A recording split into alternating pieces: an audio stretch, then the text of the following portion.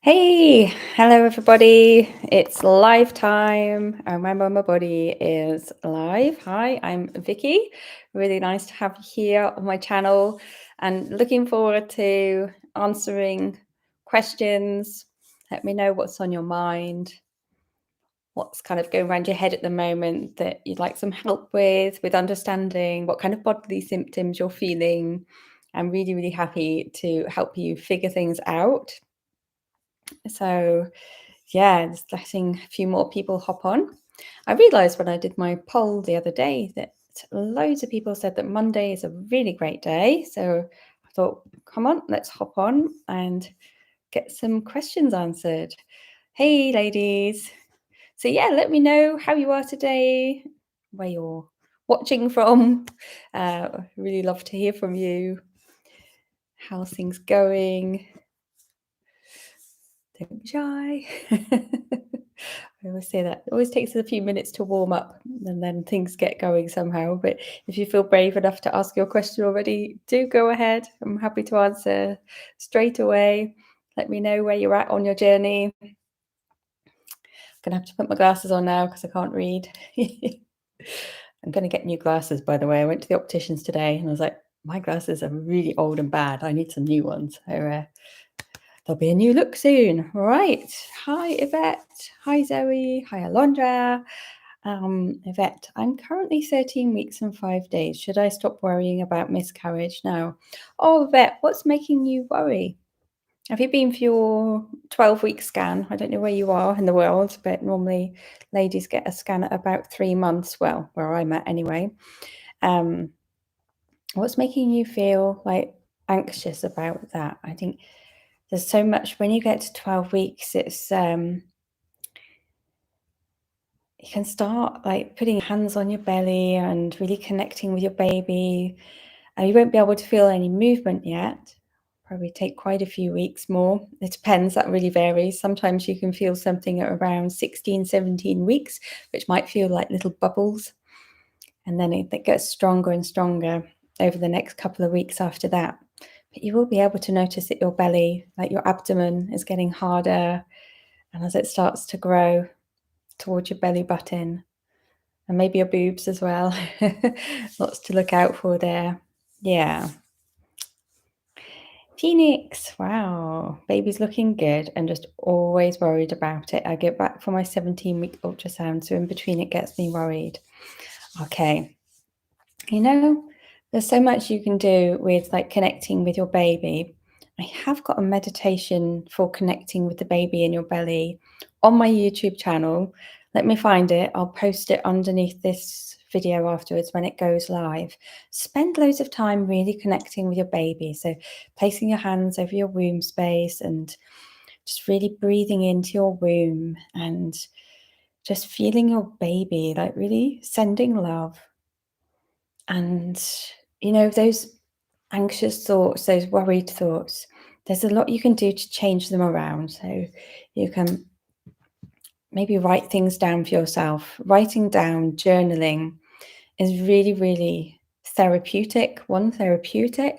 It's second, it's really great for all of those thoughts. So, this goes for everybody as well. If you've got any niggling thoughts or any sort of negative thoughts that keep going round and round in your head, the really great thing to do is get your diary, get your journal, and flip those comments around. So whatever that negativity is, you can change it into the positive. So, for example, if you're worried about your baby, then write down all the positive things that could possibly happen with your baby. My baby is growing, my baby is healthy, and find out every week which stage your baby is at and journal about that part of your baby growing. It's just an amazing miracle that we can all grow babies inside of us, that we have these amazing wombs that can create life. And concentrate on that positivity side of things. Honestly, it will really change things around. I will have to find out where there's a link on my website. I've got a free online course that's all about positivity and calm. And I'll take you through that in about 5 quite short modules. They're only 10-minute modules, but I guide you through that more in depth. So again, I'll post the link at the end of this because I need to go and find it because I swapped it around the other day. That was going to help you so, so much. And, do feel like you can reach out and write me a message if you'd like to have a chat. Like down in the video description here, if there's an arrow somewhere around here, and it opens up the description, and the very top one is a link called Ask Me, and you can get in contact with me, and I'll help you. Okay, so okay, good. Everything would be great, and do try journaling. Honestly, it's absolutely amazing. I do it myself every day. I think we all need some journaling in our lives to help us. Okay, Zoe.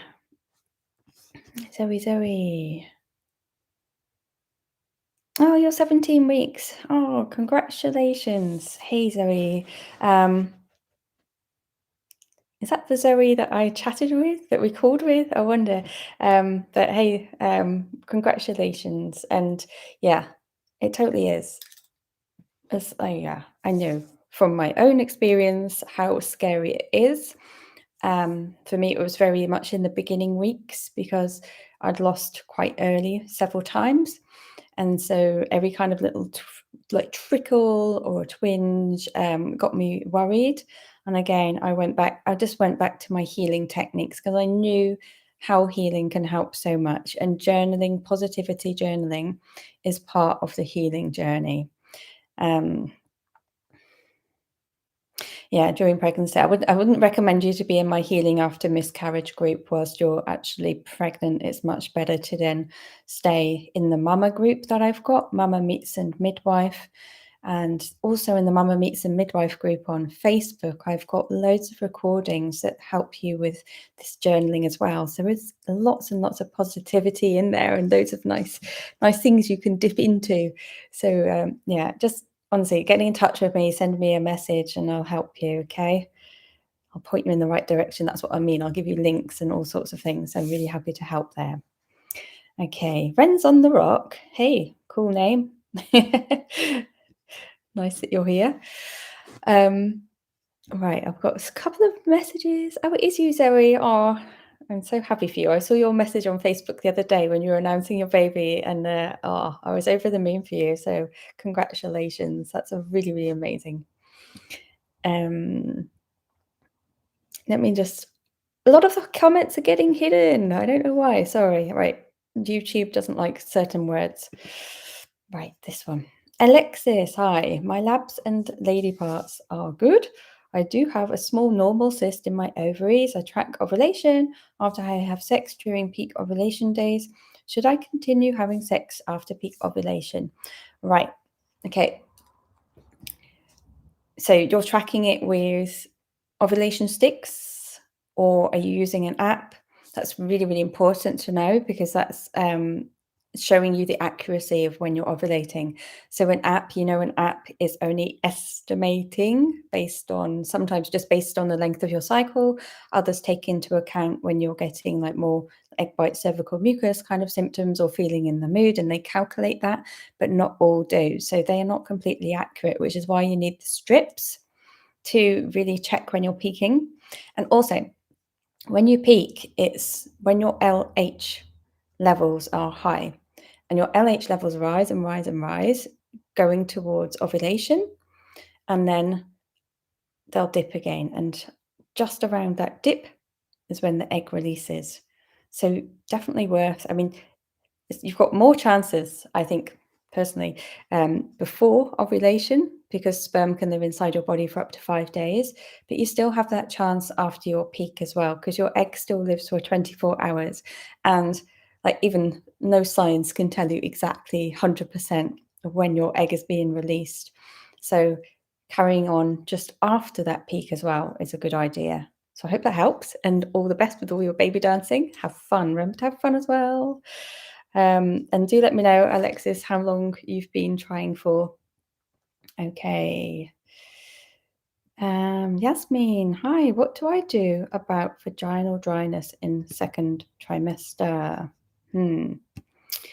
That's a good question because something that I've never been asked before, in which case I would probably have to ask one of the midwives in our group. So if you're on Facebook, come and join Mama Meets and Midwife. That's my Facebook group. It's in the video description down here as well. There is a link to it. Come on in there and ask your question because there's midwives in the group and they'll happily answer those kind of questions. I'm not personally a midwife. I just talk about my own experiences that I went through on my own fertility journey. And so to get real support with that, just come in and I'm sure they'd love to help you. And there'll probably be other women in the group who've had it and will be able to help you as well because there's loads of really good supportive ladies in that group. Okay. And Alexis, does sex during the 2-week wait hurt the process? No, definitely not. Definitely not. Oh gosh, you can still carry on. Definitely. It doesn't matter where you are in your cycle, and if you have conceived, then having sex isn't going to stop any kind of like implantation from happening, not at all. So you can carry on. Our bodies are absolutely amazing, and your egg is protected the whole time, and your body is ready to protect the egg. You can carry on, enjoy your sex life as well, wherever you're at. And I think it's important not to make it all about trying to conceive, because then otherwise you kind of lose a bit of the fun out of it as well. Because after a couple of months, if you haven't conceived yet and you're just concentrating on that ovulation window, then the guy is kind of like, you're only interested in me for like 3 days, and then after that, you know? So it's kind of nice to keep things going and, have date nights and enjoy the process a bit more. It's good for the relationship. Okay. Yeah, Zoe, the link to my mama group. Yeah, Mama Meets a Midwife. You can see if you click down here, that opens up a whole video description bit. And they'll put in loads of different links. So if you can't find it there, though, just tell me and I will send it to you. Okay. Tasmin, I'm currently 18 weeks and have pain and itch. Okay. No foul discharge or anything, just redness and occasional irritation. Okay. Yeah. Please come into my group and ask there. One thing that's important, like when you're having that kind of thing, is like loose clothing. We get told during pregnancy, like not to wear tights, not to wear stockings, things that are going to be really tight, around your like nether regions. So you need to allow things to breathe a bit more. So I don't know if that's something you knew already, but that's one of my tips. You're using sticks, Alexis. That's good. That's good. So yeah, once you get that peak, then remember you can still keep on going for another couple of days after that. But yeah, make it all the way through the month as well. Rose, I have been having pregnancy symptoms. I didn't even see my period last month.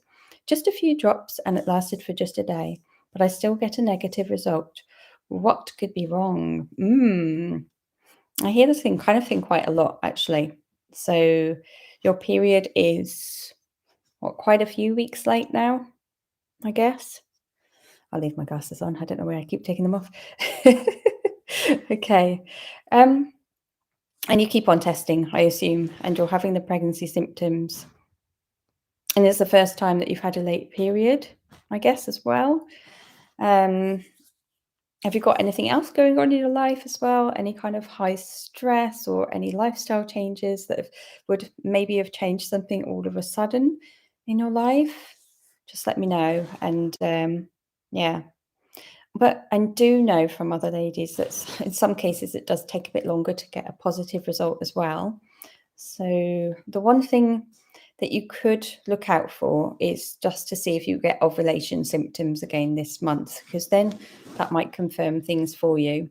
So you know that ovulation symptoms are like egg white cervical mucus, feeling in the mood, your temperature gets a little bit higher, your cervix is like higher and open and softer. Got videos about all of that. So really listen into your body and check what your body's doing during these weeks to see if you can figure out things a bit more. But please do reach out as well, and I can help us. We can figure things out together. Video description, there's a link. Come find me, happy to help. Righty ho. Mina, what is the best supplement to take when you're trying to conceive? How long have you been trying to conceive? I think would be my first question. And how are your cycles?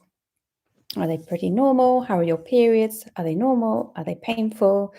There's so much around it. And, each one of us is completely individual. And in terms of supplements, I know that a lot of doctors recommend like folic acid. But if you speak to nutritionists, they'll tell you to look at your diet and look at your diet in terms of have really progesterone rich foods in the later phase of your cycle. So after you've ovulated, and in the earlier, on the way up to ovulation, you eat more foods that are going to help support estrogen production. So that's one thing you could look into. You'll find loads and loads of great information for free on Google or whichever search engine you have. Look into foods that help with estrogen boosting and with progesterone boosting, okay? So progesterone is after ovulation and estrogen is before you ovulate. So I hope that helps. Great. Wow. So thanks for all the really great questions. And if anybody's got another question, do jump in before I sign off. It's been so nice to talk to you all, and just really happy to see what's going on and to hear from you. And Yvette, definitely, get in touch and I'll help you with that online course that I've got. That's going to really help you with, turning those negative thoughts into positive and to keep that going, to really keep that momentum. And I'm sure you'll have a happy, healthy pregnancy. That's what you need to keep on telling yourself as well. Hey to Tiff, 24 weeks today. Wonderful. Someone just asked us that as well, Petty. And I just said, it really depends on where you're at. So if you go back like about 1 minute on the recording on this, you'll get the answer to your question. Okay. My baby is really quiet at night, but ultrasound was good. Any advice? Wow, your baby is quiet at night. That's kind of nice. But during the day, active. If you could make the most of getting the sleep, that's amazing. But yeah, of course, counting the kicks is important. But if you've been and had the scan and the doctor said that everything is fine, then that's really, really fine. That's really great. Personally, if I wanted to feel my baby, I would actually do things like suck lemon sweets, like quite, I guess, like kind of a sharp, bitter taste, because that then went through and my baby would like react to it and start wiggling around and moving. And I ate lots of lemons when I was pregnant with my first, and to this day he's saying lemon is his favorite. He loves sucking lemon sweets. That's so funny. So yeah, I hope that helps you a little bit. But yeah, if you're feeling that your baby isn't moving around enough, then in your right to go and ask for another ultrasound.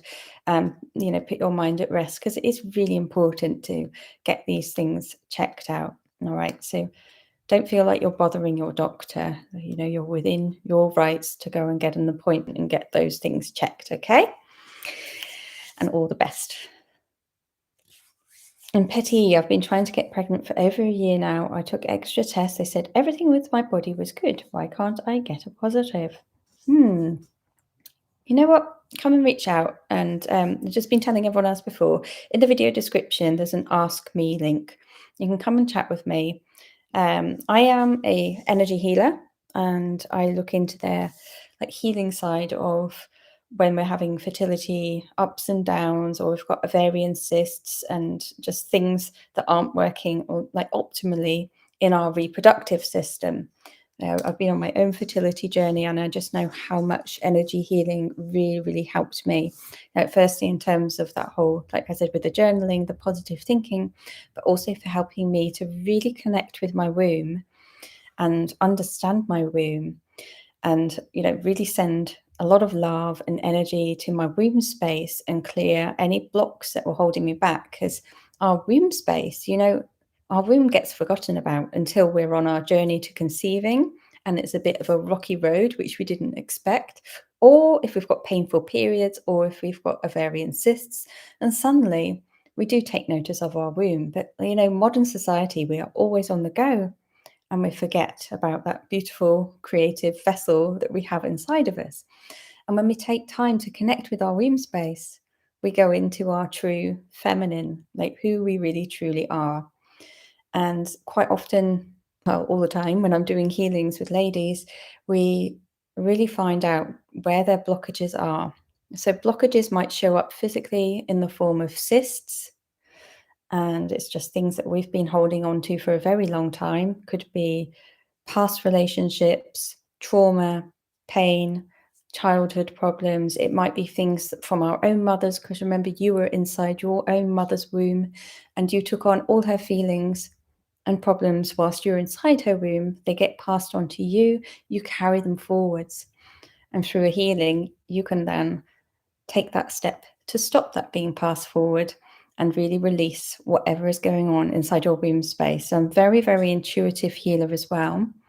I've got a self-guided healing that you can find on my website, ohmymamabody.com. You can try womb healing for yourself.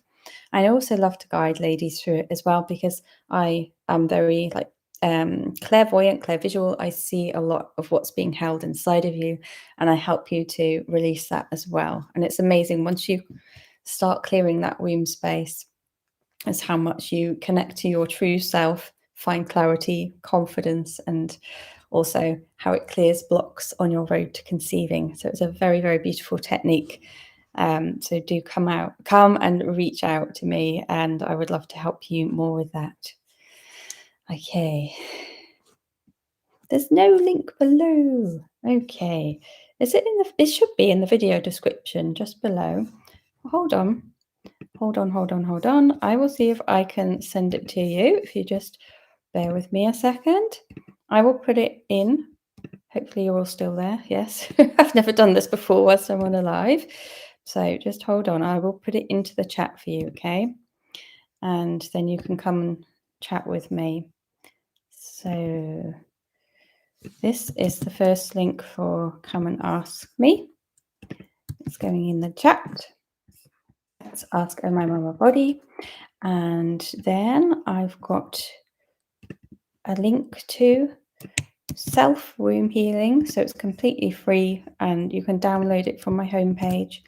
This one, that's self womb healing. And then if you'd like to join my mama group, and it's not just for mamas, it's for ladies trying to conceive, and everyone supports each other wherever they're at on their journey, because a lot of ladies have been through a rocky up and down fertility journey as well, and we all really support each other in there. It's amazing. So it's a really nice group to be in. Mama Meets and Midwife. There you go. Okay, I hope those links help you out. Okay, so the first link is to come and ask me questions. The second link is to try self womb healing, and a third link for my Facebook group. Okay. All right. Yeah, so come and reach out to me there. I think that would be the best. Okay, Tiff. Extra fluid. Yeah, I was reading something about extra fluid the other day, and they're saying that doesn't happen very often. But I don't know what happens then if you've got extra fluid. Obviously, not being a midwife myself and not being through that myself. But as long as you're getting all the checkups you need and often enough, and ladies do have big babies. Gosh, one of my friends had a really big baby. Of course, then they had to give a C-section because it wouldn't have been possible for a vaginal birth. But they knew that, and she was prepared for it all the way along. And, got monitored enough. So baby was perfectly fine and mother was perfectly fine too. So as long as you're getting enough checkups that you feel good about yourself, then, you know, trust the doctors as well. Okay, last question. I have to put my glasses on again, sorry. Okay. Oh, another one who feels pregnant, but urine HCG came out negative. Yeah, just come and have a chat with me, and we'll see. I mean, you can sometimes not get a positive test until 1 week later. One of the ladies in my group said 21 days later. Another lady on YouTube yesterday, she commented that it took over 30 days for the positive test. So I know sometimes our bodies take a lot longer to react. So don't give up yet, I think is the moral behind that one. Okay. Ladies, it was so lovely chatting with you, and do take care of yourselves. I really look forward to hearing from you. I'm going to close this here. But yeah, come and reach out and have a chat, and take care. Thank you for being here. Bye for now.